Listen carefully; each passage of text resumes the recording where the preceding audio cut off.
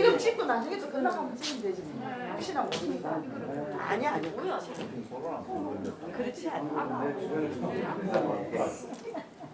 빨리 나오세요. 사진부터 찍게 빨리 나오세요.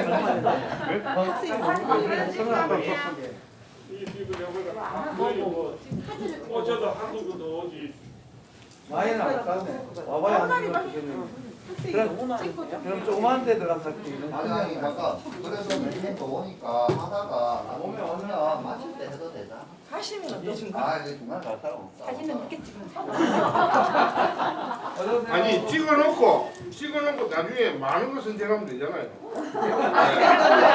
몇년 됐다. 아니 찍어놓고 많은 거 선택하면 되지. 근데 이따가 분명히 몇 명 더 온다만 윤정우도 오고 일단 하고 그러면 진행 먼저 할까요? 아니면 진행을 해가면 돼. 어떻게 되는데 우리 부과장님.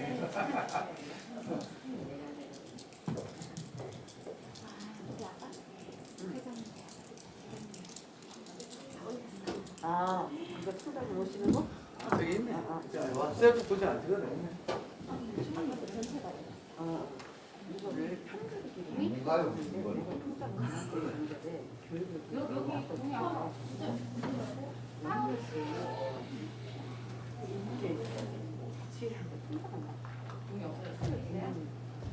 근데 그게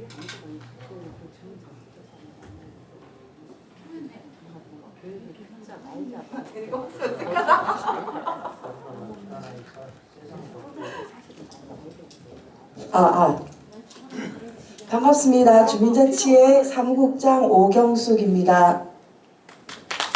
오미크론 확산으로 인해 힘들고 바쁘신 일정 속에서도 소중한 시간을 내어주어 주민총회 교육에 참여해 주셔서 감사드립니다. 교육에 앞서 먼저 소개부터 하도록 하겠습니다. 큰 박수로 환영 부탁드립니다. 엄기윤 주민자치회장님 참석하셨습니다. 유춘호 강동동장님 참석하셨습니다. 다음은 엄기훈 자치회장님의 간단한 인사 말씀이 있겠습니다. 네, 안녕하십니까. 코로나가 너무 심화가 되어서 행사 자체가 좀 무색하긴 한데 그래도 산 사람은 살고 생은 이어갑니다.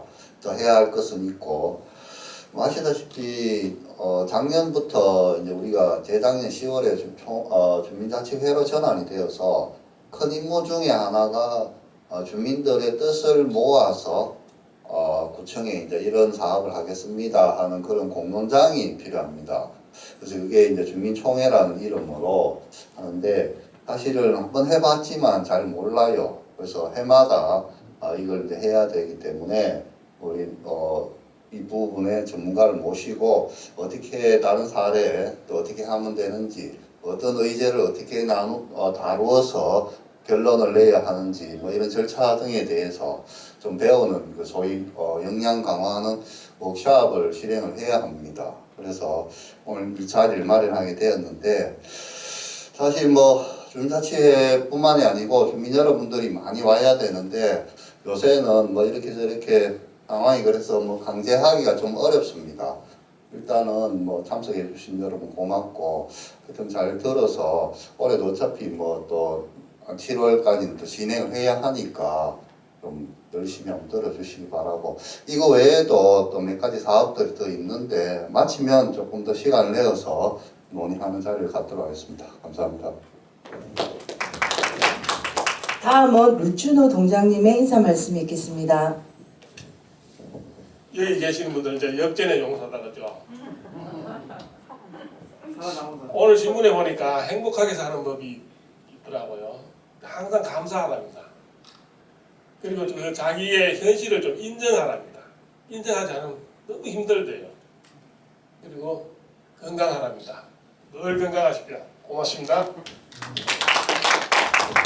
네, 현 상황에 오늘 참석해 주셔서 너무 감사드리고 그리고 통정회에서도 우리 통정위원님들 참석하셨는데 대단히 감사드립니다.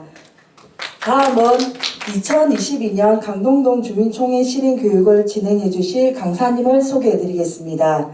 이형배 마을문화공작소 왁을 대표님을 큰 박수로 환영 부탁드립니다.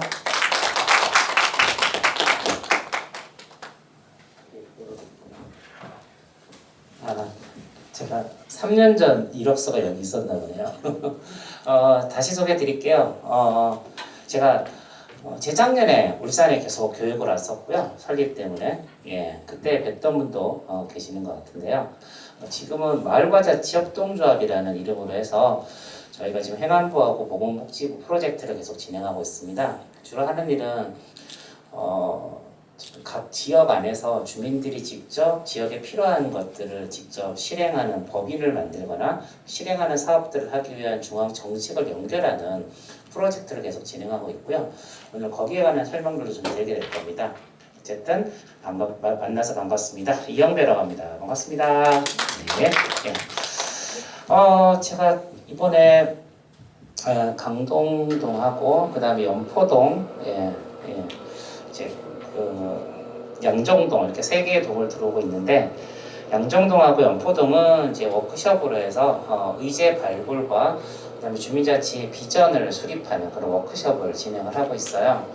사실은 이제 오늘 제가 와 보니까 주민총회 관련된 교육이라고 하셔서 사실은 양정동이나 연포동에서 했던 그런 주민자치의 비전이나 그다음에 실제로 지금 다른 데서는 어떻게 하고 있는지 그다음에 주민자치가 앞으로 어떻게 가야 되는지 이런 이야기를 준비를 했는데 총회 관련 내용도 좀 같이 엮을 수 있으면 엮어서 같이 이야기를 해보도록 하겠습니다.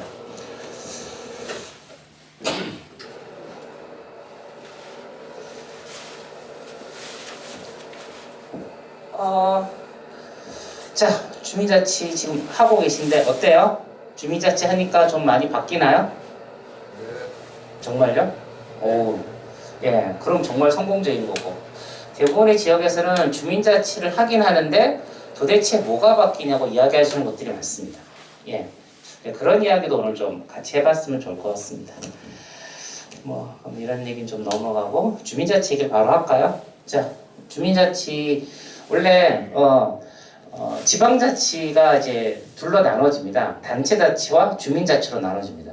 단체자치는 뭐냐면 지방의원을 투표해서 뽑고 지자체장을 지자체에서 선정하는 거예요. 지방자치단체를 구성하는 건데 이건 여러분들이 30년 동안 잘해 오셨어요. 선거도 열심히 하시고. 그런데 주민자치는 우리가 제대로 못했어요. 예. 이건 모두가 다 우리가 평가하는 게 주민자치는 제대로 못했다고 평가를 합니다. 왜 주민자치를 제대로 못했을까요? 왜 우리가 주민자치를 제대로 못했을까요? 왜 못했을까요? 주민자치를 잘 못했다고 얘기를 합니다. 왜 못했을까요? 동장님 왜 주민자치가 안 됐을까요? 몰라서. 역량이 부족해서. 역량은 대단하시지 않습니까? 역량을 드러내지 않으셔서 그렇지 나름대로 다들 기술도 많으시고 예. 시스템이 안 맞춰서 또 관심과 참여가 없어서 저는 솔직히 역량이 부족하고 관심과 참여가 부족하다는 거에 대해서 조금 속상합니다. 왜냐하면 오늘 비록 코로나 때 못 오셨지만 여기 주민자치 하겠다고 모이신 분들도 있고 동네 나름 봉사도 많이 하시고 활동 많이 하시는데 그걸 단순히 그래도 여전히 주민 참여와 역량이 부족하다고 얘기하는 게 저는 솔직히 좀 못마땅해요. 기본적으로 주민자치가 안 되는 가장 근본적인 이유는 뭐냐면 주민자치회가 바뀌었는데도 불구하고 그만큼 주민들이 주민자치에 느끼지 못하는 건 뭐냐면 주민자치 핵심은 결국 돈입니다. 권한입니다. 예. 돈 없이 주민자치 할 수 있나요? 못합니다. 죄송하지만. 옛날 새마을운동 할 때는 사비라도 줬다대. 근데 지금은 빈손으로 주민자치를 하라고 하면 할 수 있을까요? 못합니다. 지난 30년 동안 빈손으로 주민자치를 하라고 했던 거죠.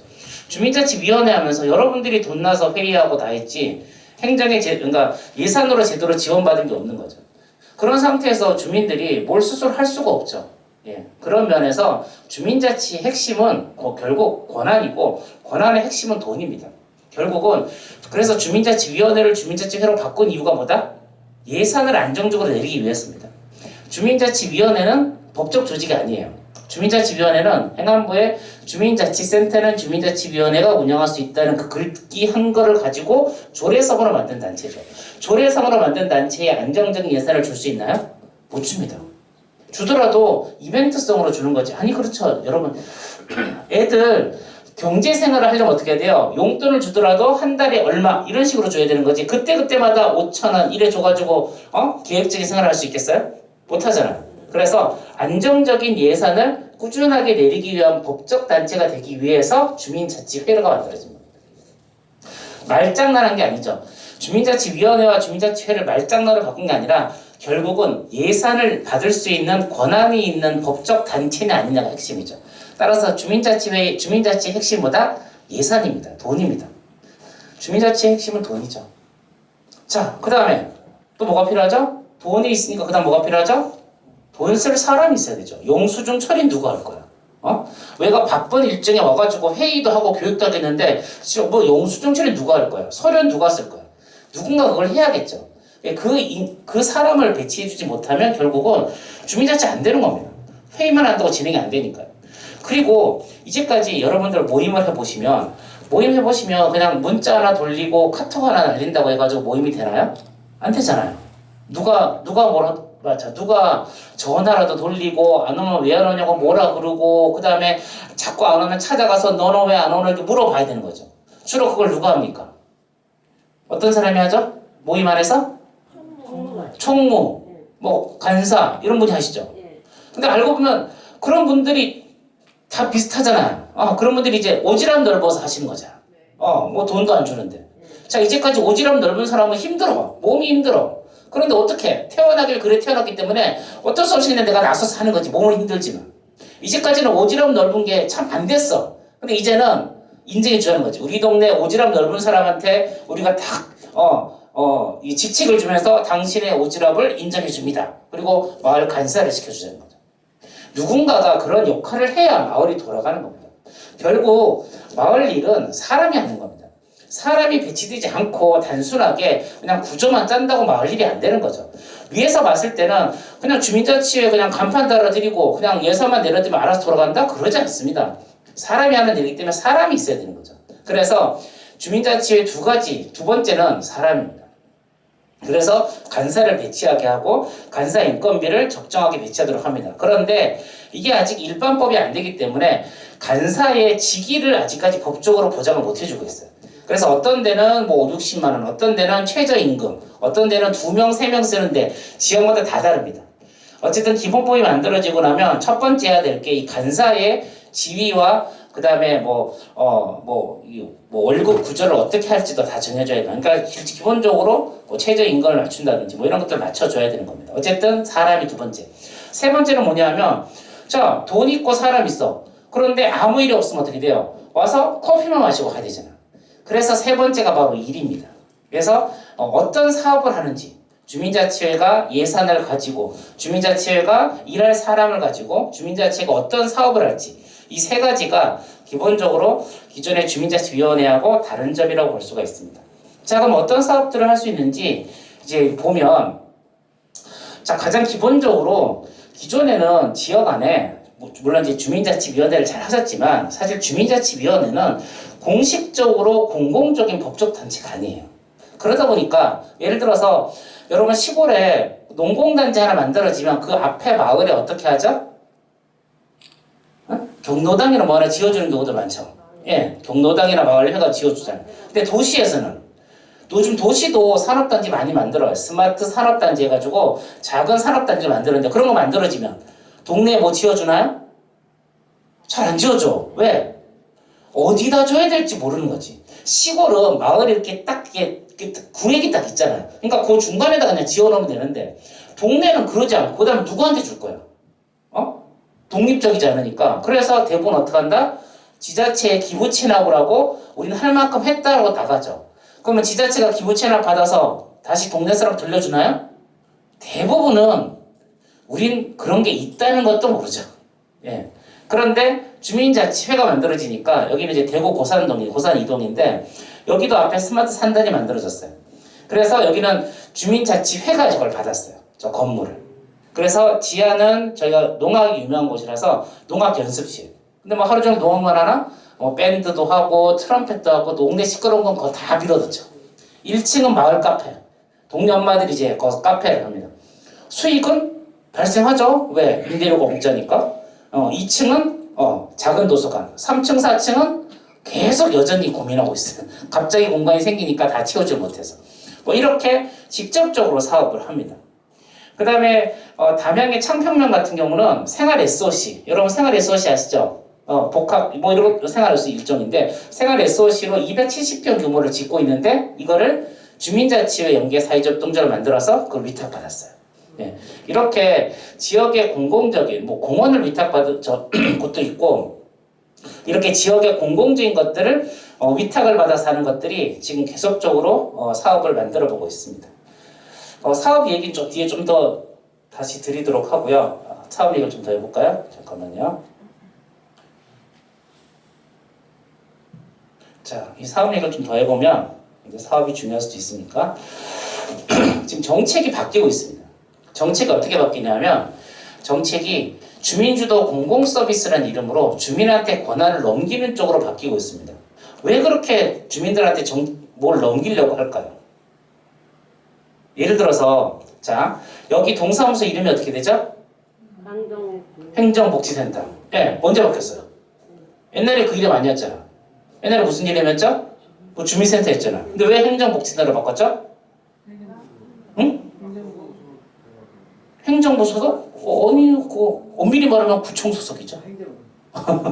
자, 행정복지센터로 바뀌면서 바뀐 게 뭐냐? 동사무소에 복지공무원이 배치됐습니다. 기존에 없던, 지금 복지공무원 있죠? 옛날에 없었잖아. 복지공무원이 배치되면서 행정복지센터로 이름 바꾼 겁니다. 예, 복지 만족하세요? 이건 뭐 무조건 긍정적이시네. 복지 만족하세요? 그러면 그 동사무소 복지공무원을 2배, 3배 늘리면 만족할까요? 한 50명 늘리면 만족할까요? 왜? 세금 많이 내야 사람을 늘려도 왜 만족스럽지 않죠? 왜 복지공무원을 늘려도 왜 우리의 복지가 만족스럽지 않을 거라고 예상하세요?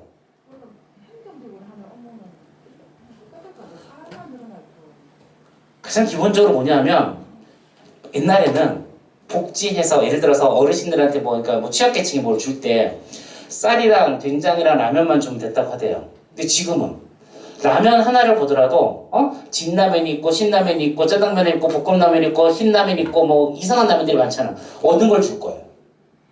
그 사람이 뭘 원하는지 어떻게 하냐고요. 예.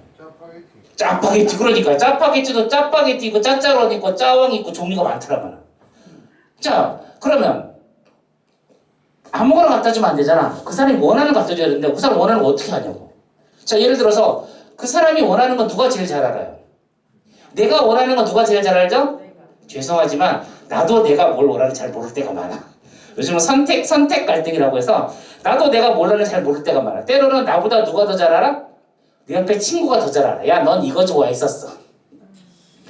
여기에 있는 복지를 하는데 공무원을 많이 배치하는 것보다 결국은 그 권한을 누구한테 옮기는 게 낫다? 주민한테 옮기는 게 낫다는 거죠. 자, 지금 공무원 되기 많이 어렵잖아요. 많이 어려운데 공무원 되고 그만두는 사람, 초기에 그만두는 사람도 많다더라고요. 왜 그러냐 물어보니까 처음 배치되는 것들이 민원실인 경우에 민원 받다가 초기에 못 견디고 그만두는 사람이 많은 거예요. 자, 앞으로 민원이 늘어날까요? 줄어들까요? 계속 늘어나겠죠. 줄어들 일은 없겠죠. 왜? 자기 욕구가 점점 늘어나고 더 세분화되니까 욕구가 늘어나는 거죠. 그래서 민원이 늘어납니다. 자, 그러면 민원을 공무원에 제일 힘든 게 민원이라고 하죠. 민원을 어떻게 하면 줄일 수 있을까요? 욕구를 충족시켜주는 거죠. 욕구가 계속 늘어나는데 왜 계속? 그럼 공무원 계속 뽑으면 해결될까요? 민원을 해결하는 제일 좋은 방법은 돈을 많이 잘 풀어주면 만족할까? 왜 욕구? 주민의 민원을 줄일 수 있는 가장 현실적인 방법은 뭐냐면 이거 해달라 그럴 때 뭐냐? 그러면 직접 하세요라고 넘기는 게 사실은 제일 줄이는 방법. 그게 될까요? 예? 그게 되나요? 그래서 얘기하는 거죠. 그래서 권한들을 계속 넘기는 작업을 하는 겁니다. 예를 들어 복지 사업을 주민 행정이 다 갖고 있다가 주민들이 직접 하거나 계속 위탁을 주거나 왜? 위탁을 주면 저기 가서 얘기하라고 할 수 있잖아요. 그래서 자꾸 떠넘기는 것들을 합니다. 근데 예전에는 그 떠넘기는 대상이 예를 들어 자회사 같은 개념의 공기업이었다면 지금은 그거를 가능하면 주민들이 직접 해야 민원도 그 주민들이 직접 해결하잖아요. 그래서 그러한 권한들을 떠넘기는 것을 주민주도 공공서비스로 합니다. 예를 들어서 커뮤니티 케어 들어보셨나요? 커뮤니티 케어? 지역사회 통합돌봄. 이게 아주 여러분들이 앞으로 많이 듣게 될 겁니다. 왜냐하면 이게 커요, 돈이. 자, 이거 뭐냐면은 쉽게 말해서 지역의 어르신들이 자기 집에서 돌아가시도록 하는 게 커뮤니티 케어예요. 지금은 어르신들이 몸이 불편하면 어디로 가시죠? 요양병원으로 가죠. 이거를 없애겠다는 겁니다. 지금도 30인 이상의 시설은 잘 인가같이 계속 점점 안 납니다. 이제는 자부담으로 해서 비싼 요양원 100% 자부담만은 모르겠지만 정부 예산으로 요양원에 돈을 넣는 거를 제한하겠다는 겁니다. 자, 왜 그렇게 하느냐? 네, 왜 그렇게 할까요? 왜 요양원에 못 가게 하고 집에서 그냥 돌아가시도록 자기 살던 동네에서 돌아가시도록 할까요? 왜 그렇게 할까요? 우리나라뿐만 아니라 이 초고령 사회에 들어온 선진국들은 다 똑같이 이렇게 합니다. 이제는 지역사회에서 돌보도록 합니다. 왜 그렇게 할까요? 돈 때문입니다. 돈 때문에. 지금 작년 기준으로 우리나라 65세 이상의 노인 인구의 의료 지출이 36조 원 정도 돼요. 34조 원 정도 돼요. 그런데 2060년이 되면 65세 이상의 의료비 지출이 지금 기율대로 하면 390조 원이 될 예정이에요. 390조 감당할 수 있을까요? 감당 못하죠. 네, 그래서 그 예산을 줄이려고 하는 겁니다. 자, 지금은 이제까지 정책은 뭐냐 하면 이런 말씀 드리면 죄송하지만 내 눈앞에 치워했습니다. 예, 어르신이나 장애인을 저 공기 좋고 물 맑은 곳에 모셔놓고 거기서 케어해. 내 눈앞에 안 보이게. 이게 우리 정책이었어요. 요양병원이 이게 돈이 장난이 아닌 거죠. 여기 예산을 줄여야 돼요. 그래서 동네로 오셔서 동네에서 케어하고 최대한 어르신들이 돌아갔을 때까지 병원에 크게 3번을 입원하신대요. 평균적으로. 그럼 어떻게 한다? 동네 돌보다가 최대한 늦게 병원에 보내고 병원에 입원해서 빨리 케어해서 빨리 퇴원시켜서 또 돌보다가 최대한 늦게 병원에 보내고 이게 돈이 제일 적게 드는 방법이에요. 그래서 우리나라보다 먼저 초고령 사회는 65세 이상 인구 비율이 21%가 넘어가는 게 초고령 사회인데 초고령 사회로 들어가기 전에 제일 먼저 하는 게 이 커뮤니티 케어예요. 우리나라도 이거를 지금 시작하고 있는 거죠. 네. 자, 그런데 보세요. 어르신들이 요양원에 안 가고 집에 계시면 가만 놔두면 살 수 있어요? 그럼 뭐가 필요하죠? 간병이든 주간보호든 방문요양이든 그런 서비스가 필요하죠. 지금보다 비교도 안 될 정도로 그런 서비스가 확 늘어납니다. 근데 어르신들이 그렇게 생활 지원 서비스만 있으면 되나? 그러지 않잖아요. 먹거리도 서비스를 해야 되고.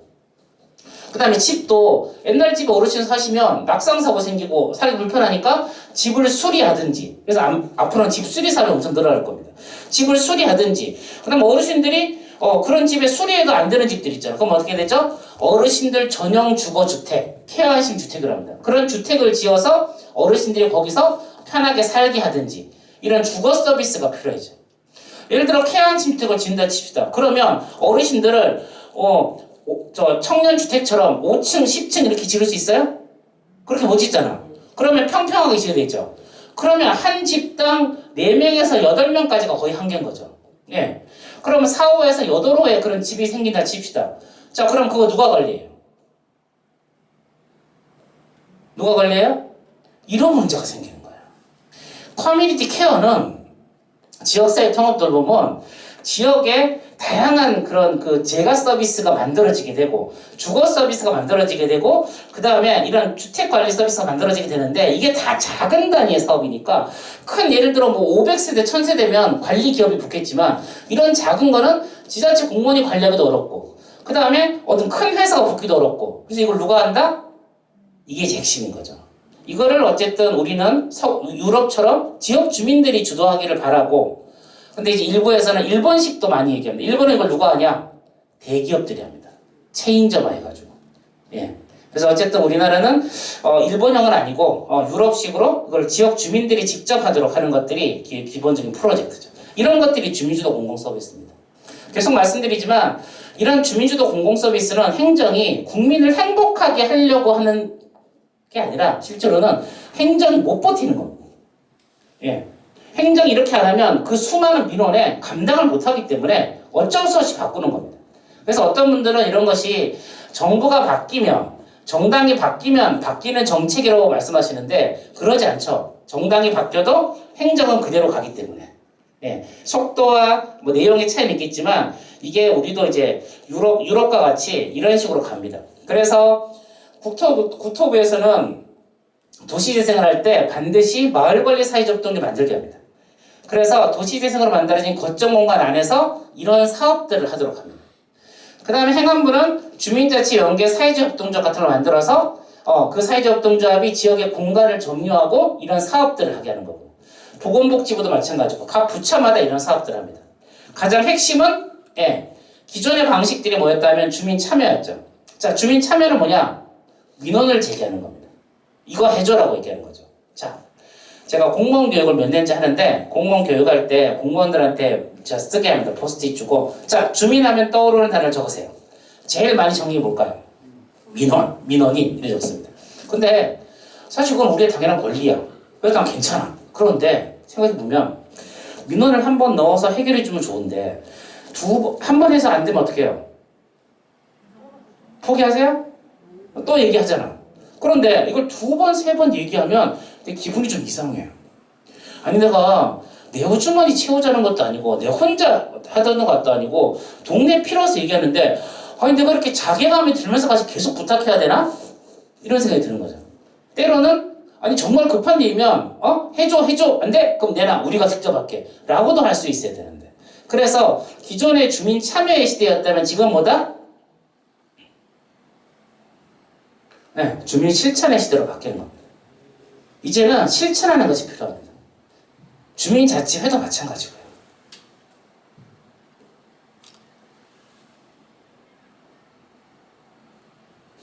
포인트가 자, 주민자치회를 우리가 3단계로 봅니다. 3단계.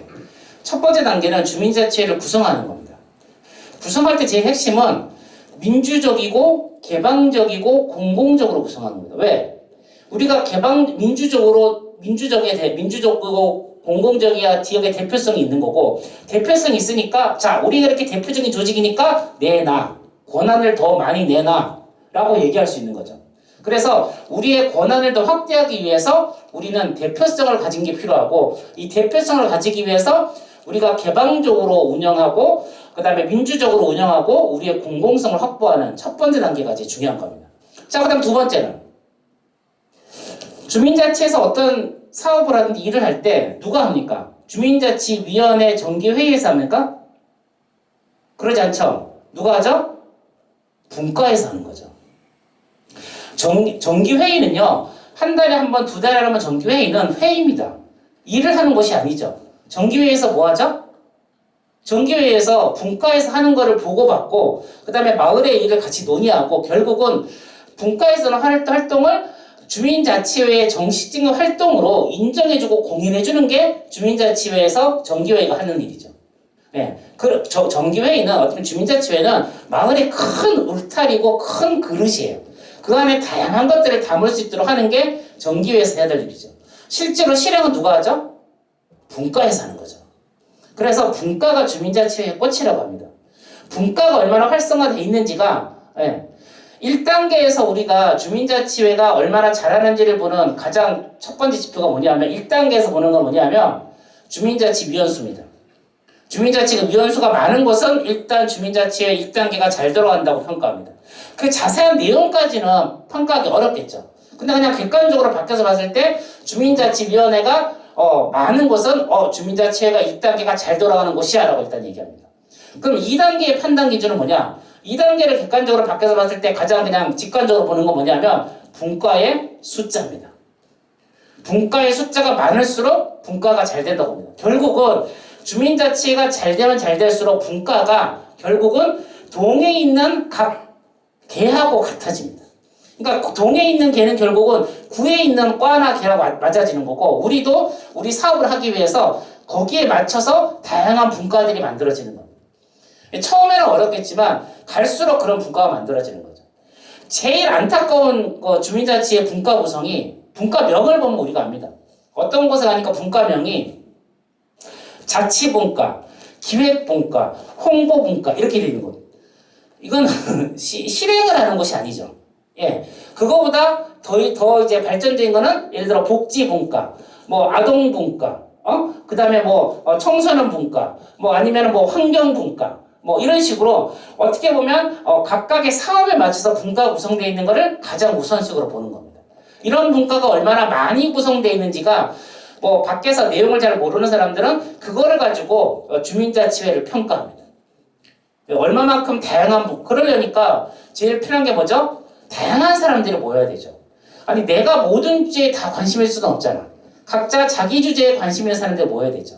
그래서 주민자치회에서 분과는 주민자치위원이 아닌 사람도 다 들어갈 수가 있죠. 대신 주도는 누가 한다? 주민자치위원이 주도라고 돼 있지만 분과원은 마을의 다양한 사람을 다 넣도록 돼 있죠. 그래서 가장 베스트 모델은 보통 보면 50명 정도의 주민자치위원회를 구성하고 100명 이상의 분과원을 확보하는 게 가장 이상적인 주민자치의 모델로 보는 겁니다. 근데 그러려면 분과가 2개, 3개로 그만큼 모아지겠어요? 택도 없죠. 예. 그래서 한 6개에서 8개 정도의 분과를 만드는 곳들이 지금 그나마 활동적으로 돌아가고 있어요. 그래서 얼마나 분과를 활성화시키냐, 여기에 다양한 사람 넣느냐가 우리가 2번째에서 주민자치회가 잘 되는지 평가하는 기준으로 봅니다. 그런데 자 2단계까지 했는데 이때부터 주민의 불만이 막 쏟아져 나옵니다. 무슨 불만이 있냐면 그래서 그렇게 하라는 대로 해가지고 분과도 늘어나고 사업도 많아졌는데 실제로 그 사업이 다 봉사고 희생이야. 맞잖아요? 예. 더 얼마나 더 봉사고 희생해야 돼? 이게 끝이야? 그리고 실제 권한 없이 우리가 계속 희생 봉사만 더 많이 하는 것 같아 라는 얘기들을 하십니다. 그래서 그 다음 3단계를 얘기해 보는 거죠. 3단계는 뭐냐면 구체적인 실행 법이나 사업들을 해봅니다. 무슨 말이냐? 이제는 일이 희생 봉사를 넘어서 일자리까지 넘어가야 된다. 예. 일자리까지 넘어가야, 그리고 그렇게 돼야 참여하는 사람들이 내가 지금은 아니지만 나중에 저런 일을 할 수 있기 때문에 내가 비전을 바라보고 하는 거죠. 주민자치회에서 자기의 이해관계를 얘기하는 게 나쁜 거다? 저는 그렇게 생각하지 않습니다. 문제는 뭐냐면 예를 들어서 그런 거죠. 예전에 제가 주민자치 프로젝트를 하다 보면 지역마다 다니면서 의제 발굴하면 다 똑같습니다. 제가 4년 전에 대구에서 131개 동 전체의 의제 발굴 사업을 동시에 한 적이 있는데 그때 제가 전체 총괄을 맡아서 하다 보니까 전 동네 거를 다 이제 분석을 해보면 1등, 2등이 다 똑같아. 1등, 2등이 다 똑같아요. 쓰레기하고 주차가 다 1등, 2등이에요. 1등, 2등이 바뀐 적은 있지만 얘들이 3등으로 넘어간 적이 없어. 그런데 3등, 4등도 다 비슷해. LED, CCTV 교체, LED 교체, CCTV 교체. 1, 2, 3, 4등이 맨날 그거야. 심지어 제가 울릉도 도동, 저동 가서도 프로젝트 해봤는데 거도 1등, 2등이 쓰레기야 주차예요. 그럼 쓰레기 주차만 해결되면 다 행복한가요? 쓰레기 주차만 해결되면 내 삶에 문제가 없어요? 그렇지 않은 거죠. 근데 문제는 주민자치에 나와서 회의하는 순간 왠지 동네에 필요한 거, 내가 꼭 필요하진 않아도 동네에 필요한 것만 이야기하는 경향이 큽니다. 예. 대표성을 가지고 뭔가 공공성을 얘기하면서 제가 어떤 데서 다 스톱시키고 자 동네에서 뭐하고 놀고 싶은지 적어보세요. 3개씩 적어보세요라고 했습니다. 그걸 벽에다 쭉 붙여놓고 분류하는 겁니다.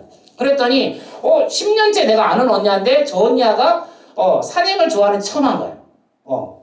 나도 좋아하고. 자 보세요. 나만 혼자 좋아해. 나만 혼자 하고 싶은 게 있으면 어떻게 해야 되죠? 지 혼자 해야지. 지 혼자 해야지. 혼자 하고 싶으면. 근데 나도 하고 싶고 옆에 있는 언니도 하고 싶고 저쪽에도 쌤도 하고 싶고. 그럼 어떻게 되죠? 그게 마을의 의제가 될 수 있는 거죠. 기본적으로 의제를 발굴하는 것부터 달라져야 되는 거죠. 나의 이해관계가 포함되는 것들을 너무 나쁘게만 볼 필요 없는 거죠. 공익을 정해놓고 나를 끼워 맞추는 게 아니라 나도 필요하고 상대방도 필요하고 이 사람도 필요하면 그게 마을의 이익이 될 수 있는 거죠. 그런 면에서 의제나 어떤 공익에 대한 관점, 마을의 의제에 대한 관점을 좀 바꾸고 개인의 이해관계를 좀 적극적으로 동력 삼을 필요도 있다.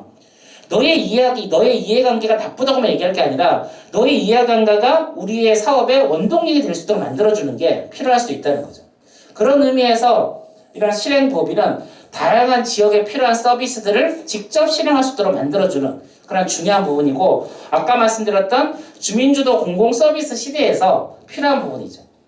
자, 생각해 보세요. 예를 들어서 지금 뭐 서울에서 도서관 운영권도 지금 지역에 넘겨주는 사례가 있어요. 예를 들어 도서관 운영권을 넘겨준다 칩시다. 그러면 선생님이 지역에서 봉사도 많이 하고 희생도 많이 하셨으니까 쌤이 알아서 운영하세요라고 할 수 있나요? 할 수 있어요? 못하잖아. 우리는 알지만 밖에서 봤을 때 이거는 특혜잖아. 한 사람한테 몰아주는 거는.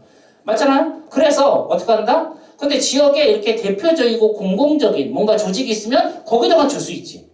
예, 그런 의미에서 고민하게 되는 거죠. 근데 솔직히 제가 뭐 완벽하게 모르지만 어떻게 보면 지금 강동동에 있어서 가장 공식적이고 공공적인 법적 조직은 주민자치회가 가장 우선적으로 가질 수 있는 거죠. 그러면 주민자치회가 이런 거에 대한 중심이 될 필요가 있다. 최소한 어쨌든 주민들을 대표하고 이 주민들의 공공적인 걸 대표할 수 있는 게 주민자치회고, 어쨌든 주민자치회가 이런 거에 대한 대표성을 만들어주고 여기에 관련된 공공적인 사업들을 앞으로 확장해야 될 필요가 있다. 그런 의미에서 3단계 실행법이나 사업들이 지금 이제 새로운 고민들을 하고 여기에 대한 시도들을 계속 해보고 있습니다. 자, 뭐 이런 걸 떠나서 실제로 그러면 작년에 제가 프로젝트 했던 걸 잠깐 보여드리면, 이거는 제가 충남에서 작년에 프로젝트 했던 건데, 충남에서는 이러한 그 지역사회 통합 돌봄을 좀 주민자치회와 연계해서 프로젝트 하는 거를 6개 지자체에서, 6개 충남에 있는 지자체에서 시범 서비스를 했는데, 그 중에 이제 제가 그 강연했던 게 2군데 홍성군하고 예산인데, 홍성군의 그 장곡면은 뭘 해봤냐면, 장곡면 주민자치회하고 이제 같이 이제 이렇게 논의를 하다 보니까, 자, 장곡면에는 주거안보센터가 없어. 그러니까 있다가 없어졌어요. 그러니까 장곡면에 있는 분들이 자 보니까 어르신들이 장기요양 보험 등급을 안 받으려고요. 왜? 이분들이 등급 받는 순간 요양원에 끌려간다는 생각을 하시는 거니까. 실제로 자녀들이 케어를 못하니까 요양원에 보냈다가 밤에 택시 타고 도망쳐가지고 시골집에 혼자 계신 분도 계시네요. 자, 이런 걸 옆에서 보니까 서로 등급을 안 받으려고 하는 거야. 내 끌려갈까봐. 그 다음에 저런 서비스도 못 받아. 그래서 도리어 농촌 지역에 노인 문제가 장기요양 보험으로 지원을 하고 싶어도 안 되는 데가 생기는 거죠. 그래서 장곡면에서는 어떻게 했냐면, 자, 그러면, 자, 우리가 일단 장곡면을 3개 권역으로 나눴어요. 3개 권역 나눈 이유가 뭐냐면, 장곡면에 초등학교가 3개 있었더라고. 지금은 폐교돼서 1개밖에 안 남았지만, 옛날에는 3개의 초등학교가 나와있단 말은 그 초등학교를 중심으로 권역이 3개로 나눠지는 거지. 한 초등학교 다니면 연마을이라도 연대감이 생기잖아요. 그래서 초등학교를 중심으로 3권역을 나눠서 폐교를 리모델링해서 거기다가 주간보호센터와 요양원을 넣기로 했어요. 네. 그래서 그 동네 분들을 케어하고 그 동네 분들이 그분들을 이제 관리하는 그런 개념의 면단위 프로젝트를 이제 진행해 보는 것들이 이 사업이었어요. 그래서 주민자치회가 여기에 대한 중심이 되어서 사람들을 만들고 실행법인들을 지원하고, 그 다음에 충남도에서는 그러면 공동체 예산을 시범 사업으로 5억에서 10억 정도를 태워가지고 이 사업을 작년에 프로젝트를 해봤어요. 그 다음에 여기는 더 작은 단위로 이제 들어가서 리단위 프로젝트를 해보는 거예요. 여기는 이제 예산군 시산리라는 곳인데, 여기는 보니까 150명 정도 사는 동네인데, 예전에 거기 지금도 마찬가지인데 송전탑이 지나가요. 송전탑이 지나가니까 한수원에서 돈을 계속 좀 받았어요. 그걸 안 쓰고 잘 묶어 놓으셨더라고. 그래서 이번에 땅을 샀어. 땅을 사고 여기도 충남도에서 5억 원을 지원받아서 여기다 건물을 짓는 거예요. 마을 회관을 짓는데 마을 회관을만 짓는 게 아니라 거기다가 소규모 요양시설을 지었어요. 9인 정도의 작은 주간보호센터를 지었어요. 그래서 그 동네 분들이 거기서 활동을 하시고 이분들이 1년 정도 준비하셔서 요양보호사, 사회복지사들 준비하셔서 그 동네 분들을 직접 케어하는 거. 제가 가보니까 또 요거 시산 1리인데 시산 2리도 있더라고요. 그래서 시산 2리에는 거기는 예전에 요양원 하다가 안 하고 있는 자리가 있길래 그러면 거기는 요양원을 짓자.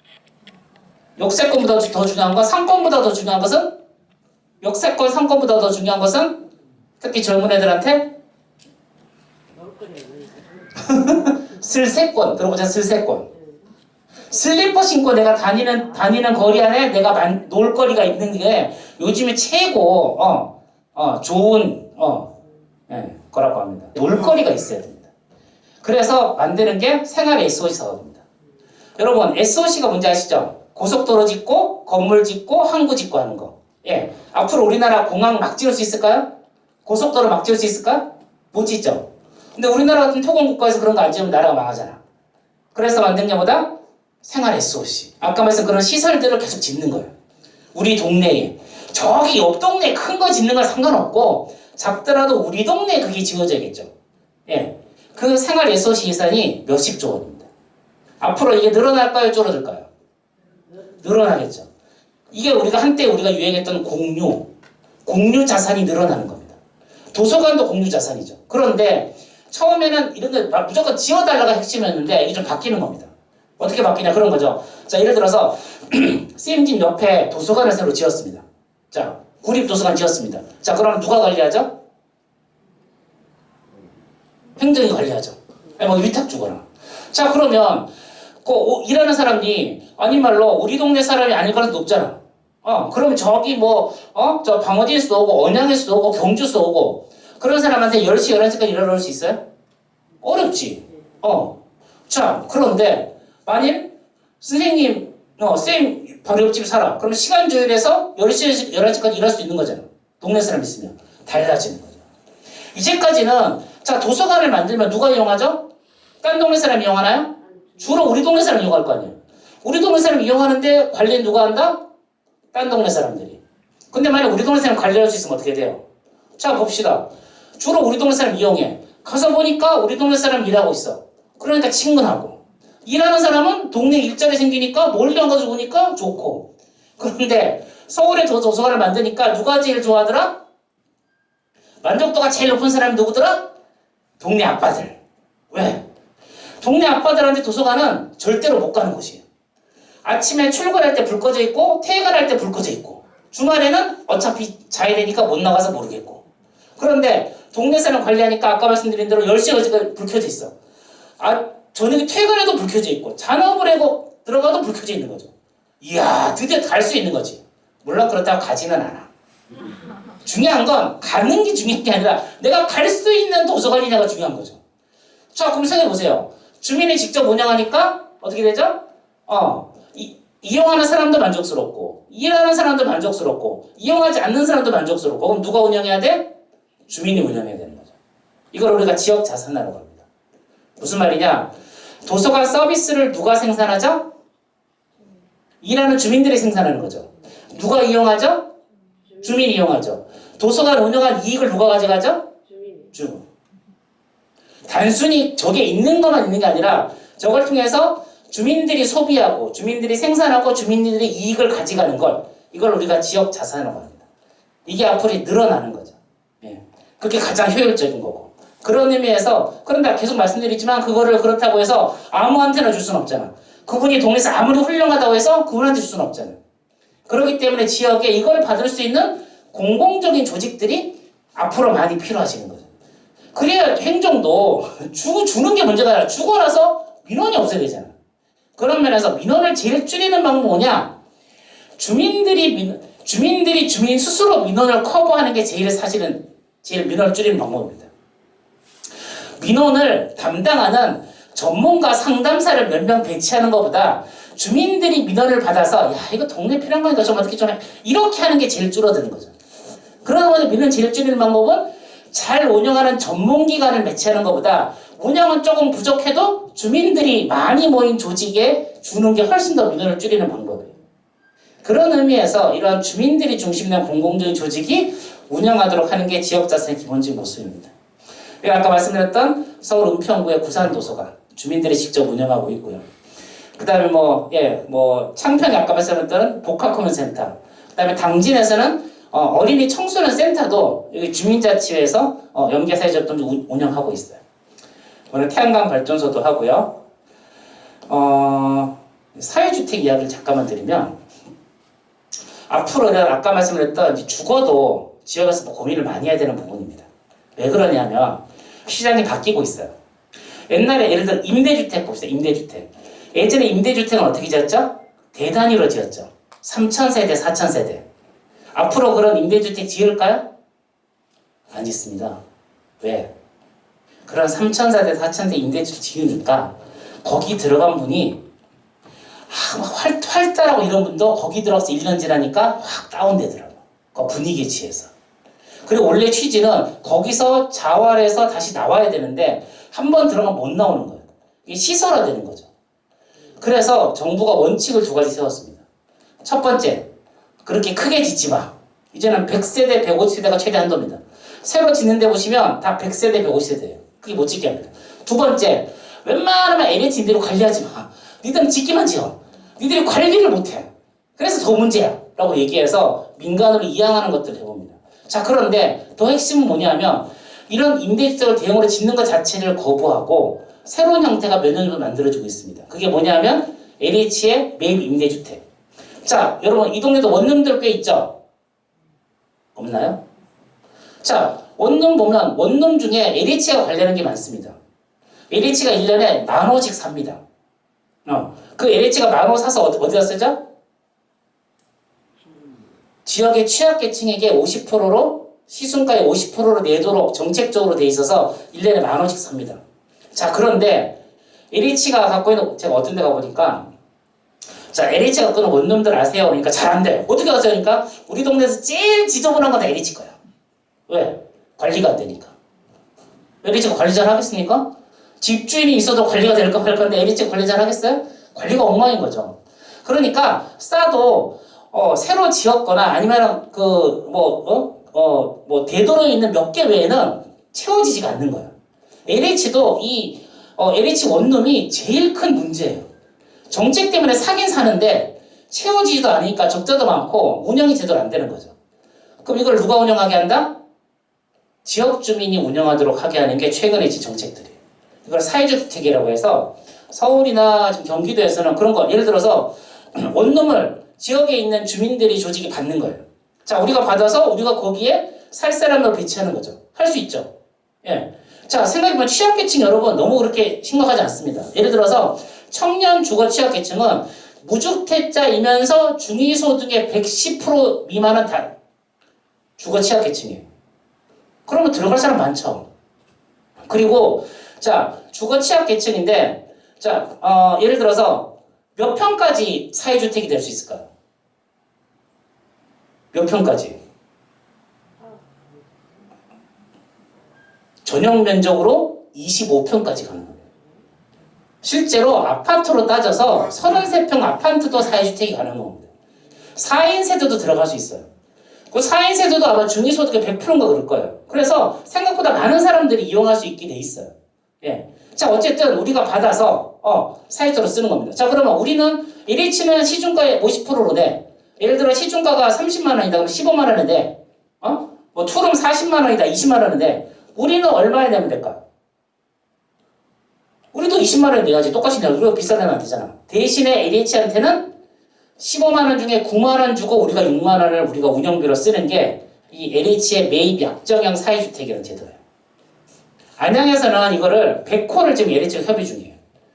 100호를 받으면 마을에 있는 그 조직에서 100호를 받으면 예를 들어 원룸만 100호라 칩시다. 그러면 15만 원에 9만 원 주고 6만 원 받으니까 얼마 남는다? 600만 원. 그 다음에 관리비 3만 원 별도잖아요. 그럼 600만 원과 300만 원이 남아. 그래서 2명의 인건비, 2명을 고용하고 작은 청소회사를 만드는 게 거기 그 동네의 프로젝트의 최종 목적이에요. 이런 것들이 앞으로 만들어지는 거죠.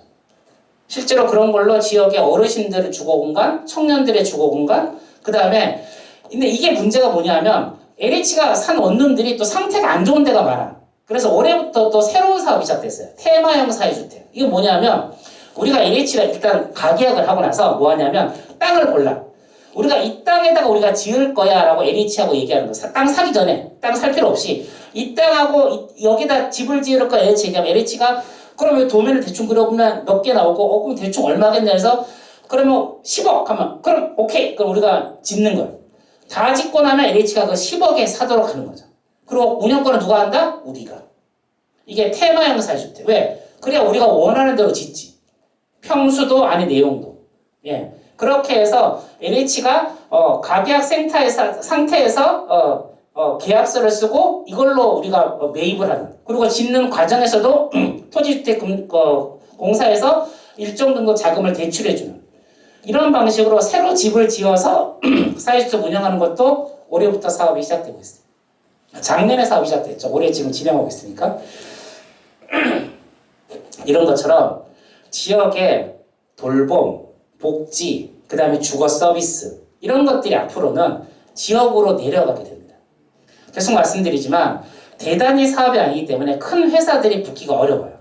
근데 우리 입장에서는 우리한테 딱 맞는 사업인 거죠. 이런 것들이 지역에서 앞으로 늘어날 거고 이런 것들이 이제 앞으로 지역 자산안이 커뮤니티 케어니 이런 용어로 지역에 많이 내려올 겁니다.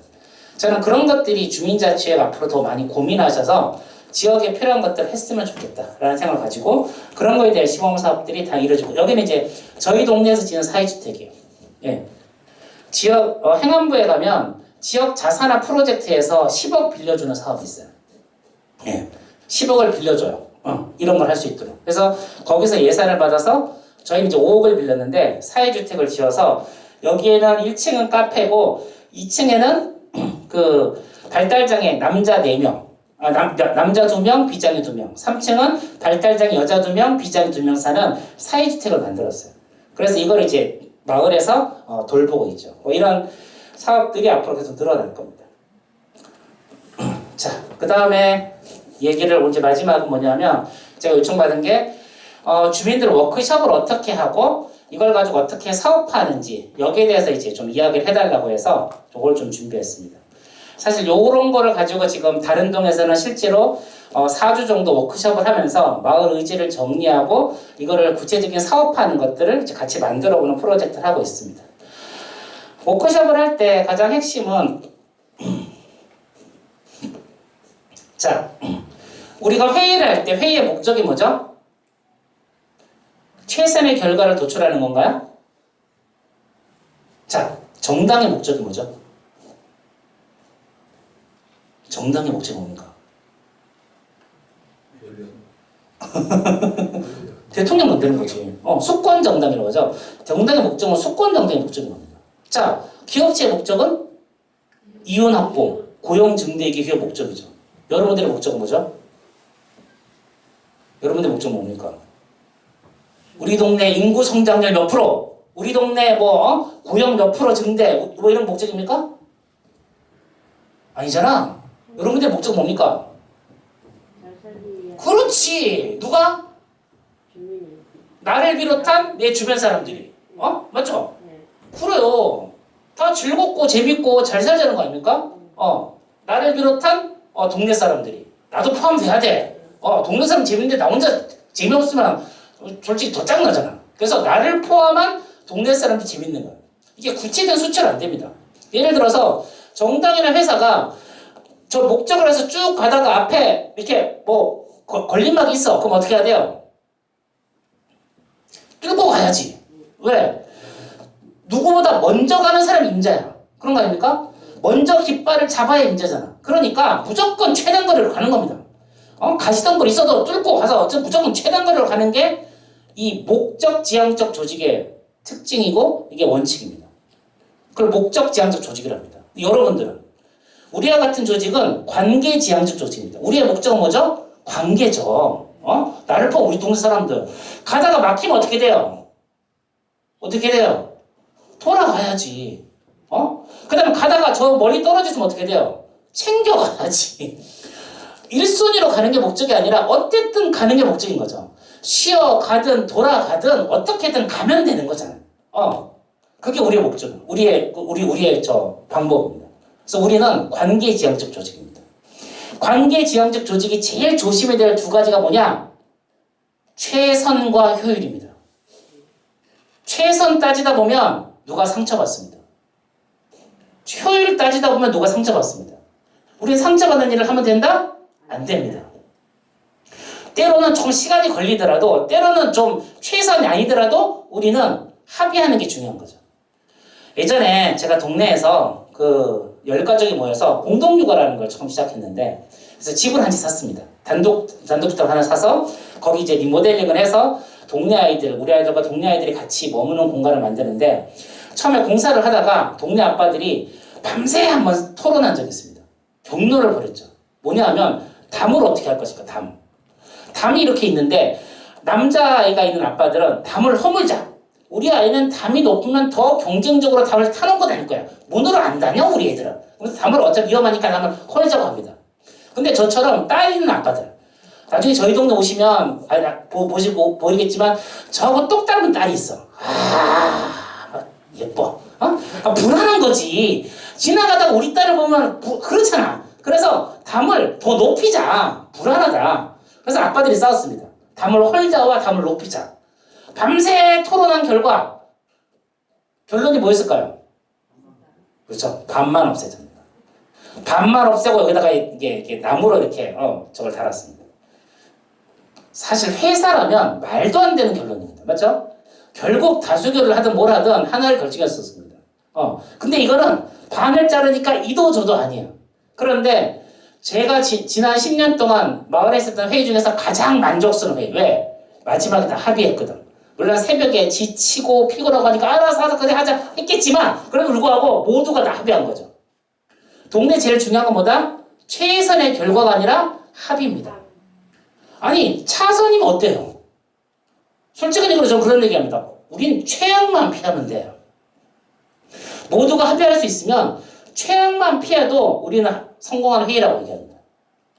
우리한테 효율과 속도 따지다가 상처받는 사람들이 많아요. 우리는 어쨌든 함께 가야 되는 조직이고 누가 상처받으면 한 걸음 나가는 것보다 더 후퇴하는 경우도 많으니까 합의가 제일 중요합니다. 그러다 보니까 회의 방법도 좀 바뀝니다. 자, 찬성 반대 이렇게 하죠. 요즘에 이것도 얘기 많이 합니다. 아니 솔직한 얘기로 여기서 찬성 반대 손 든다고 해서 명확하게 선 그어서 사람들이 생각은 아니잖아. 찬성 일부 있고 반대 일부 있고 대부분은 중간인데 하나 선택하라니까 선택한 거지 내가 확실하게 찬성을 확신하고 하는 건 아니라는 거지. 근데 맨날 보면 떠드는 사람 어떤 사람 떠들어요? 찬성하는 사람과 반대하는 사람은 떠들지 중간에 있는 사람들은 말을 못해. 그래서 이렇게 합니다. 그래서 찬성하는 사람과 반대하는 사람들 가만히 있고 중간이라는 사람들끼리 얘기를 좀 해보자. 그럴 만한 시간과 그런 얘기할 수 있는 시스템을 줘야지 항상 반대 찬성만 얘기하다 보니까 상처가 생기는 거예요. 예. 그래서 좀 다양한 거를 우리가 이해를 해주자. 그런 면에서 다수결이 최선은 아니라는 거죠. 우리가 다수결에 집착하다 보면 다수결이 효율 때문에 만드는 제도입니다. 다수결이 참 좋은데 다수결로만 하다 보면 상처받는 일이 생기니까 그런 면에서 우리가 좀 더 고민을 해보자. 그리고 논의를 할 때 최대한 소집단 논의를 많이 하도록 합니다. 예를 들어서 30명이 모여서 논의할 때 몇 명이 주로 이야기하죠? 2-3명이 얘기합니다. 10명이 모여서 회의할 때 주로 몇 명이 얘기하죠? 2-3명이 얘기합니다. 5명이 모여서 회의할 때 주로 몇 명이 얘기하죠? 2-3명이 얘기합니다. 그러면 얘기하는 사람을 늘리려면 어떻게 해야 되죠? 작게 만들어야 되죠. 그래야 얘기하는 사람이 늘어나죠. 예. 효율적이지 않습니다. 그런데 많은 사람들이 이야기하고 많은 사람들이 동의를 하고 많은 사람들이 뭔가 자기가 소속된 느낌을 가지려면 소집단 논의를 계속해야 됩니다. 그래서 작은 단위로 나누어서 이야기를 하게 해서 거기서 사람들이 이야기할 수 있는 여지를 만들어줘야죠. 근데 이렇게 많은 사람들 모여있으면 30명, 50명 모이는데 사실 이야기하기 불편합니다. 이야기하시고 할 수 있는 것만 있지 대부분의 사람들은 그냥 있어도 여기서 맴돌지 잘 안 나오죠. 그리고 내가 이야기를 하면은 항상 누가 먼저 손들어. 내가 이야기하려면 항상 다른 사람 먼저 얘기해요. 그러다 보면 그 다음에 주눅들어 얘기 못하는 게 현실입니다. 그래서 어쨌든 간에 이 소집단 논의를 그래서 분임 활동이 매우 중요한 겁니다. 분과 활동이 중요한 겁니다. 분과가 확장이 되고 사람 늘어나면 분과 안에서 또 다시 모임을 나누게 합니다. 소주제에 맞춰서. 예. 그래서 이런 것들은 여러분들이 기본적으로 시스템에서 고민하셔야 되는 부분입니다. 이런 것들이 다면 당연히 위계적이 아니라 수평적인 구조가 나오게 되는 거죠. 자, 어떤 의제가 좋은 의제일까요? 아까 말씀드렸죠? 어떤 의제가 좋은 의제다? 나의 욕구가 기반된 의제가 좋은 의제다.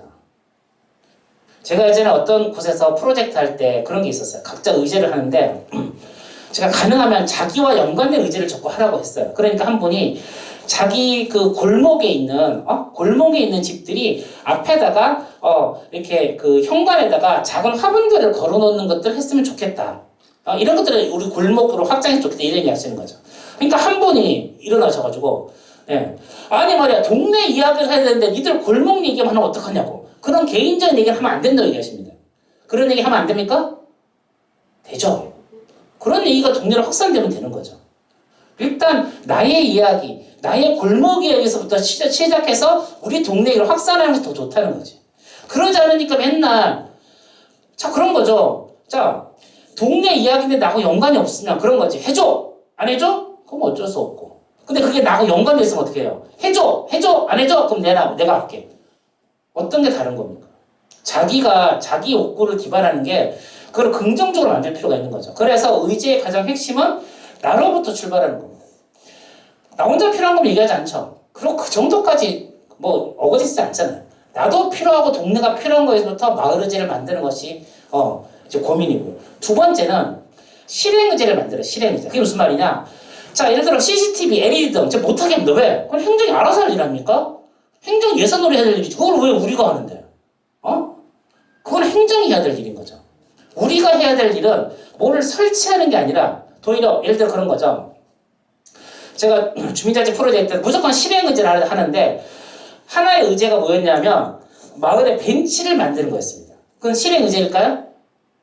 마을에 벤치를 여기에 5개 놓자가 의제가 나왔습니다. 그건 실행 의제일까? 그것도 실행 의제입니다. 왜? 5개 놓는 것의 위치를 확인하는 것도 주민이고 5개 놓을 때 어떻게 돼요? 그 벤치 놓을 때 그 앞집에 그 골목가에 놓는 거니까 앞집에 허가를 받아야겠죠. 허가를 누가 받으러 간다? 주민이 가서 허가를 받는 거죠. 동의서를 주민이 가서 야 우리도 이거 필요하니까 동의해줘. 그 주민이 받고요. 그 다음에 벤치 디자인을 예를 들어 우리가 뭐 나라단체 산다면 나라는 홈페이지 들어가서 우리 이거 하라고 선택하는 것도 누가 한다? 주민이 하는 거죠. 저는 그러면 실행의제가 될 수 있다고 생각해요. 어쨌든 직접적으로 거기에 필요한 걸 우리가 안 그러면 어떻게 해요? 야 벤치 5개 만들어줘. 근데 내가 예상한 곳이 아니라 저 딴 데가 있어. 왜? 행정이 하다 보니까 동의도 못 받고 그다음 디자인도 내가 원하던 아닌데 그냥 나라한테 적당한 거 골라져 있고 그러면 우리가 만든 게 아니잖아요. 실행 의제가 필요한 겁니다. 내 손으로 직접 특히 분과원들이 이걸 해야 열심히 합니다. 아니 회의 나왔는데 내대로 회의하는데 바뀐 게 없어. 그럼 나오겠습니까? 안 나옵니다. 내가 뭘 했는데 바뀐 게 있어야 아주 재밌어가 나오지. 맨날 가서 회의 4시간밖에 했는데 회의해도 그대로 뭐 바뀌는 게 없으면 나오겠습니까? 안 나오죠. 가장 중요한 건 내 손으로 뭔가 바뀌는 경험을 해보는 겁니다. 그 경험이 중요한 겁니다. 여러분 소도둑이 처음부터 소도둑이 아니죠. 어떻게 되죠? 바늘도둑이 소도둑 되는 겁니다. 네. 작은 사업에서 내가 이런 성취와 경험을 느껴야 더 큰 사업을 요구하고 더 큰 사업을 실행해 볼 수 있는 거죠. 100만 원, 200만 원 공모사업 안 해본 사람이 1억, 2억짜리 공모사업 할 수 있다? 거짓말입니다. 그리고 솔직히 100만 원짜리 공모사업과 1억짜리 공모사업이 100배 차이 날까요? 그러지 않습니다. 일은 한두 배밖에 차이 안 납니다. 다만 반땡이만 부어지는 거지. 그래서 작은 사업들을 하면서 내 간을 부어놔야 나중에 큰 사업 혜택도 안 떨고 하는 거지. 그런 의미에서 이런 작은 사업들을 계속 해보고 여기에서 내가 뭔가에 대한 성취를 해봐야 그 다음에 분과원들이나 주민자치 뭘 하는 거지. 그러지는 못하는 거죠. 바늘도둑이 소도둑이 됩니다. 계속 작은 사업들을 하면서 간을 키워놓고 그걸 보면 내가 성취를 해야 큰 사업을 하는 거죠. 진짜 여러분이 나중에 큰 사고를 치려면 주민자치에서의 다양한 사업들 중에서 작은 사업에서 내 간을 키워놔야 됩니다. 그런 의미에서 실행사업. 계속 말씀드리지만 하드웨어 사업보다는 실행사업. 그리고 의제 발굴을 하다 보면 여러 가지 의제가 자유롭게 나오다 보면 우리가 하지 않아야 될 사업도 나옵니다. 그런 걸 잘 분리해야 됩니다. 정부가 해야 될 거, 지자체가 해야 될 거, 우리가 할 거. 예를 들어 정부가 해야 될 거라고 무시하지 말고 분류를 하는 거죠. 함부로 무시하면 사람들이 입을 열다가 닫아버려요. 그래서 모든 의견은 다 존중한다. 그래서 제가 얘기하죠. 워크숍 할 때 세계 평화와 남북 통일은 다 얘기하세요. 얘기하는데 그 중에서 이거는 요거사 할 거, 이거는 다른 공모사를 할 거, 이건 우리가 직접 할 걸 나누는 게 필요한 거지. 어떤 사업은 야 이건 뭐하러 얘기해, 그거 안 될 건데 이런 얘기 하지 말고. 그래서 잘 분리하는 게 필요하고. 그리고 마지막으로 항상 우리의 모든 사업은 원칙을 미리 정해놓고 해야 됩니다. 예를 들어서 보통 제가 원칙을 정하는 게 세 가지입니다. 공공성, 현실성, 효과성. 이 사업을 하자. 좋아. 그런데 이게 정말 공공적일까 한번 확인해 보는 거죠. 이게 밖에서 봤을 때 사적으로 보이지 않을까 한번 확인해 보는 거죠. 두 번째가 현실적으로 가능할지. 아무리 좋은 사업도 정해진 기간 안에 사업을 완수 못하면 그건 좋은 사업이 아니에요. 현실적으로 가능할지 확인해 보는 거. 세 번째는 효과성. 사실 효과성은 사업이 중요한 것보다 포장을 어떻게 잘할 수 있는가 중요한 겁니다. 여러분들이 제일 못하는 게 뭔지 아십니까? 홍보예요, 홍보. 여러분 이렇게 뼈 빠지게 교육받고 주민활동 활동하는 거 동네 사람들 알아요? 난 그게 제일 화가 나. 아니 이렇게 열심히 아니 어떤 분들은 그래. 왼손이 하는 일은 오른손이 모르겠. 아니 그런 건 나는 못하겠어. 왼손이 하는 일 왼손 빼고 다 알아야지. 어떤 인간은 요만큼 이러고 이만큼 표시내는 사람도 있는데 우리 맨날 이만큼 이라고 요것도 표시를 못 내. 너무 억울하잖아. 저는 여러분들의 일이 표시를 놨으면 좋겠어. 여러분들 하는 활동이 동네 사람 다 알았으면 좋겠어요. 그래야 다른 사람도 관심 갖고 하는 거지. 도대체 뭘 하는지 모르니까 관심은 없는 거지. 그래서 공모사업 할 때 저는 홍보비 꼭 잡으라 해요. 프랜카드 2개 말고 한 10개 거시고 뭘 잘 정리하고 해서 좀 표현도 좀 잘했으면 좋겠어요. 이게 하다 보면 맨날 사업비 아껴가지고 좀 더 주민들한테 베풀고 이러다 보니까 힘만 들고 홍보가 제대로 안 되고. 진짜 중요한 건 여러분들이 하는 일을 잘 정리해서 표현하는 것도 중요한 겁니다. 이쪽에 예산 쓰고 이쪽에 고민하는 게 좀 필요하다고 생각하고 그런 면에서 어떻게 효과를 잘 표현할까도 중요한 거죠. 효과성. 이거 했는데 동네 사람 모르는 행사 하지 말자는 거지. 힘들어 죽겠는데. 그걸 할 것 같으면 제대로 표현할 수 있는. 그래서 이 효과성도 저는 3가지 원칙에 넣습니다. 이런 부분에서 그러니까 원칙을 정해놓고 해야 됩니다. 우리는 이러이러한 원칙에서 마을의 의지를 정할 거야. 예. 이래야지 나중에 서로 같은 기준으로 얘기할 수 있으니까 저는 이걸 하는데 여러분들은 여러분들 기준 정하셔도 돼요. 그래서 어쨌든 원칙을 정해놓고 하자. 자, 계속적인 연습이 필요한 겁니다. 계속적인 연습이. 예. 그래서 예를 들어 그런 거죠. 여기는 서울의 어떤 곳에서 주민자치회 프로젝트를 하는데 쓰레기 문제를 계속 얘기하는 겁니다. 보통 쓰레기 문제 얘기하면 1년차 부터 뭐 하느냐? 1년차는 뭐 한다? 화단 만들자 그럽니다. 그러면 예쁘니까 안 버리겠지. 2년차, 근데 화단을 해도 안 버리나? 화단해도 버리잖아. 그리고 화단해도 버리더라고. 자, 그럼 2년차 열받으니까 뭐 한다? CCTV를 달자. CCTV 달면 안 버리나? 그래도 버리더라. 3년차는 어떡하냐? 누가 지키자 그럽니다. 고발하자 그러고. 예. 쓰레기통을 뒤져가지고, 거기서 뭔가 영수증을 찾아내서 범인을 잡자 그럽니다. 그런 것도 있지만, 여기는 좀 재밌는 걸 했어요. 1년차 화단해서 안 되니까 2년차에 뭐 했냐면, 여기다가 거울을 하나 달았습니다. 밑에 적혀 있습니다. 현상수배범, 현상금 얼마. 자기가 쓰레기 버리려면 자기 얼굴이 거울에 딱 비춰져. 재미죠. 그리고 주변을 노란색으로 해서 좀 환하게 만들고. 이런 것들이 계속적으로 하다 보면 다양한 아이디어들이 나오는 거죠. 경직되지 않은, 이걸 하려면 이런 경직되지 않은 분위기의 공론장을 만들 필요가 있습니다. 자, 프로세스를 조금 더 보면 브레인스토밍 방식의 워크숍을 주로 강의합니다. 자, 브레인스토밍 방식 워크숍에 원칙이 3가지가 있습니다. 뭐냐면 첫 번째는 뭐냐면 비판 금지. 제일 안 좋은 게 뭐냐면 누가 얘기를 하면 어떤 생각입니다. 이거 내가 5년 전에 해봤는데 안 돼. 내가 10년 전에 해봤는데 안 돼. 이런 얘기하면 된다? 안 되죠. 10년 전에 안 돼도 지금 될 수 있는 거잖아. 절대로 비판하면 안 된다. 아까 말씀드렸죠. 세계 평화와 남북 통일에는 다 해결된다. 일단 토해내는 건데 다 해결됩니다. 두 번째는 뭐냐? 다다익선이다. 이거 마을의제 하다 보면 제일 골치 아픈 뭐냐면 의제 콘테스트가 되는 경우가 많습니다. 좋은 의제 하나 만드는 거. 의제 콘테스트. 그래서 나 제일 좋은 건 내 생각에 더 이상 얘기 안 할래. 의제 콘테스트가 되면 어떤 일이 생기냐? 올해 하고 나면 내년에 쉬어야 됩니다. 무슨 우리 동네 최고 의제가 매년 나옵니까? 이렇게 의제 콘테스트 방식 가면 안 됩니다. 무조건. 그리고 여러분 무에서 유가 나옵니까? 무에서 유 안 나옵니다. 적당한 유에서 더 좋은 유가 만들어지는 겁니다. 그러면 많은 게 좋아. 그 많은 거 만족줘야 좋은 게 나옵니다. 그래서 한 개의 좋은 의제보다 시답지 않은 100개의 의제가 더 좋은 결과를 만들어냅니다. 그래서 일단 많은 이야기를 하도록 하는 게 중요합니다. 그래서 다다익선을 두 번째 원칙입니다. 세 번째는 뭐냐? 컨닝 우대. 하다 보면 난 더 이상 생각날 게 없어. 이런 말 하면 된다? 안 된다. 생각나는 게 없으면 어떻게 한다? 옆 사람 거를 보고 하는 거지. 보고 옆 사람이 저기 놀이터에 있으면 좋겠다 그러면 저기 놀이터에 어르신이 놀 수 있게 뭘 했으면 좋겠다. 이런 식으로 추구하면 되지. 컨닝은 적극적으로 우대합니다. 예. 생각이 없다, 더 이상 아이디어 없다 이런 말 하면 안 된다. 그래서 어쨌든 다양한 얘기가 나올 수 있도록 만들어주는 게 필요합니다. 이런 워크숍은 보통 이런 방식으로 합니다. 첫 번째는 확산. 다양한 이야기를 하도록 하는 겁니다. 예. 그래서 뭐 실제로 마을에 자원조사도 해보고 실제로 마을을 같이 둘러보기도 하고 현장 가보기도 하고 예. 이렇게 다양한 공론장을 하는데 확산할 때 아까 말씀드렸죠. 원칙이 뭐다? 비판하지 말기. 예. 그 다음에 최대한 많은 이야기를 쏘아내게 하기. 예. 이런 것들이 확산의 핵심입니다. 자, 그 다음 확산을 했으면 그 다음 어떻게 해야 되죠? 수렴을 해야 되죠. 수렴할 때 원칙이 아까 말씀드렸죠.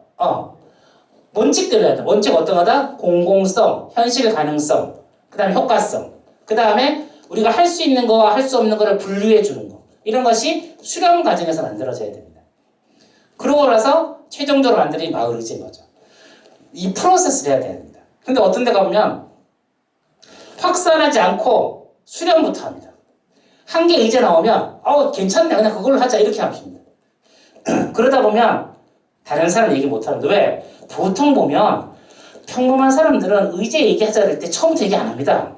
의제가 있어도 그냥 꼭 갖고 있습니다. 다른 사람 얘기 다 나올 때까지. 그런데 누가 먼저 얘기한 사람 거 좋은데 하자 그러면 그 사람은 계속 갖고만 있어야 됩니다.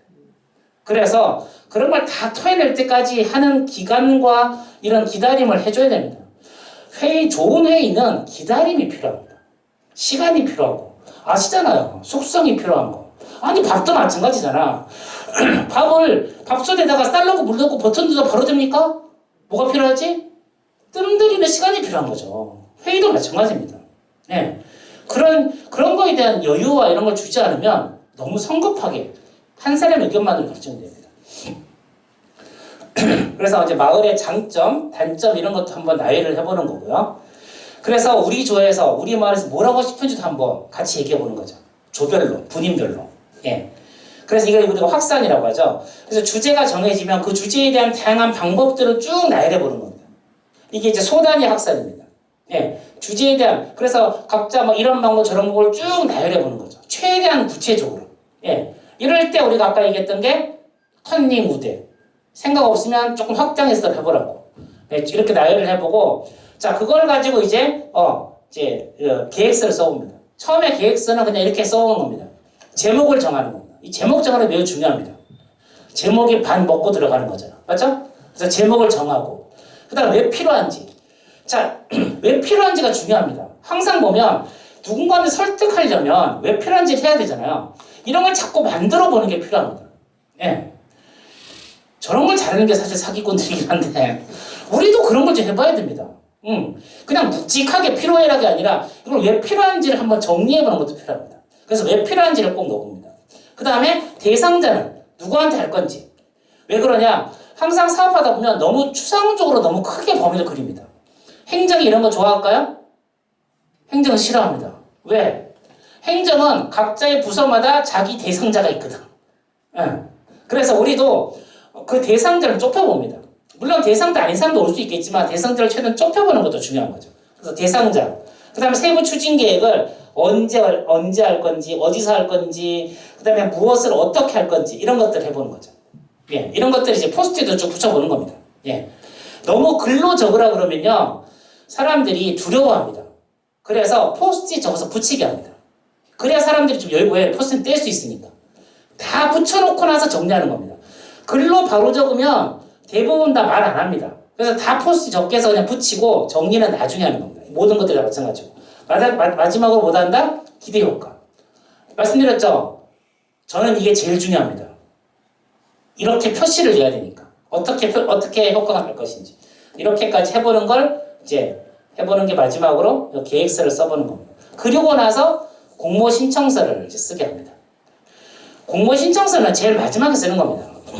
이거를 다 하고 나면요, 공모 신청서는 자연스럽게 쓸 수 있습니다. 공모 신청서는 글로 적는 겁니다. 그런데 이거를 글로 적는 게 아니라 뭐다? 포스트잇으로 붙여보는 거죠. 그래야 다양한 사람들의 다양한 이야기가 나올 수 있고, 다양하게 많이 붙이면 적을 게 많아집니다. 그래서 이런 걸 해보고 나서 그 다음에 공모 신청서를 작성하도록 그렇게 가이드를 하고 있습니다. 공모 신청서도 주로 이런 내용들이 들어가겠죠. 예. 그래서 발표하고 스티커를 붙이는 작업들을 통해서 스티커 붙이는 작업 왜 하냐면 1등, 2등 가리는 것보다 사람들이 내가 의사표현을 했다는 걸 중요시하는 겁니다. 그래야 공공성을 확보하는 거니까. 그런 면에서 이런 작업들을 합니다. 이런 것들은 이제 주민자치회에서도 하고 나중에 청회 때도 하게 되겠죠. 자, 청회는 사실은 법적 저건 아니죠. 그런데 주민자치회가 공공성을 확보하기 위해서는 청회가 가장 필수입니다. 왜? 주민자치회에서 결의된 의제가 마을의 공공적 의제라고 할 수 있을까요? 법적으로? 할 수 없습니다. 왜? 여러분은 선출직은 아니기 때문에. 그런데 주민총회를 거치면 이거 여기서 공공성과 대표성이 확보되는 겁니다. 그런 의미에서 총회는 여러분들의 이야기를 공공성과 대표성을 확보하는 데 가장 중요한 부분이죠. 물론 얘기하십니다. 아니 총회 뭐 주민들의 반도 안 오고 잘해봐야 뭐 2% 3% 오는데. 그런데 사실은 거기 오시는 주민 2% 3%가 지역의 이야기를 대변하시는 분들이죠. 사실 지역의 2% 3%가 어떤 의견을 가지고 주장을 하면 마을이 바뀌죠. 예. 그런 의미에서 우리는 그 주민총회에 오시는 2% 3%가 결국 지역사회 여론의 가장 핵심이라고 보는 거고 지역사회 의제에 있어 가장 핵심이라고 보는 거죠. 따라서 거기에 50%가 오지 않았다고 해서 마을 의지가 아니야 라고 말할 수 없다는 거죠. 그런 의미에서 우리가 뭐 정부의 가이드에서는 뭐 1%, 1.5% 얘기하지만 뭐 저는 최대 2%까지는 보는데 어쨌든 그 정도만 해도 충분하다고 봅니다. 그래서 총회를 만드는 과정이 매우 중요하죠. 총회는 어떻게 해야 되죠? 가장 좋은 총회는 축제 같은 총회입니다. 총회는 죄송하지만 총회에서 무슨 논쟁하던가요? 여러분 총회 해보셨죠? 총회에서 무슨 논쟁하던가요? 아니죠. 총회는요, 수고한 여러분들이 칭찬받는 자리입니다. 1년 동안 내가 뭐 했는지 동네 사람들한테 자랑하는 자리입니다. 그러면 축제 같은 총회가 돼야 되죠. 총회에서 무슨 뭐 심각하게 논쟁하고 이런 것들보다 대부분이 내가 이렇게 열심히 해서 이렇게 했어라고 동네 사람들 자랑하는 거고요. 동네 사람들이 어우 정말 잘했네 칭찬하는 거고요. 그래서 더 열심히 했으면 좋겠네라고 이야기하고 격려하는 자리가 돼야 됩니다. 그런 의미에서의 총회를 저는 그렸으면 좋겠습니다. 그래서 최대한 축제 때 문화 행사도 저는 집어넣게 하고요. 축제 때